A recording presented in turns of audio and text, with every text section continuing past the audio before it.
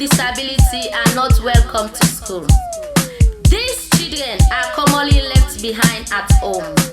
If we don't act now, they will also be left behind in life. In 2016, world leaders through the United Nations promised to achieve inclusive and quality education and promote lifelong learning for all children, including children with disabilities. Since 2015, every year, OneFamilyPeople join children with disabilities and those without in Sierra Leone and across the world to ring the bell in their schoolyard using all kinds of instruments to make 1 minute noise to draw the attention of world leaders to eliminate all barriers that prevent children with disabilities from going to school.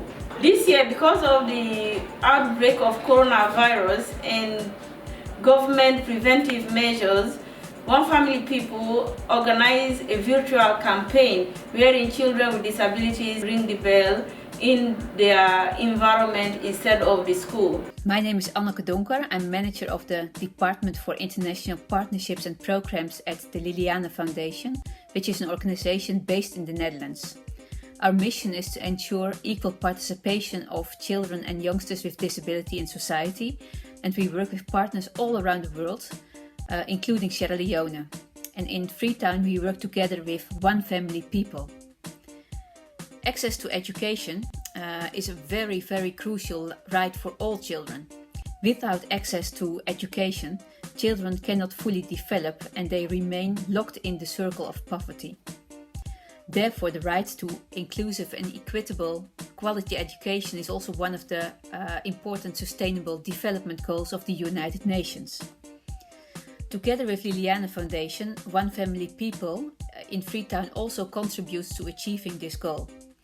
And they join in the worldwide campaign We Ring the Bell, which raises attention for the right of children with disabilities to education like any other child. This year, unfortunately, the campaign has been suspended in many countries because of the COVID-19 crisis. In this crisis, it is dangerous and therefore often forbidden to unite and to organize in big meetings. That is also why you see me recording this message in my own living room. Luckily, OneFamilyPeople is a very strong organization. An organization that cannot be held back by a crisis. It is precisely in these times of crisis that they continue to fight for the rights of their target group, people with disabilities. I was told that in Sierra Leone, like in the Netherlands, schools have been closed because of COVID-19. And we all pray that the situation will change for the better soon and that it will be possible to open up the schools. However, what we learned from earlier crises is that in those situations the most vulnerable are at risk.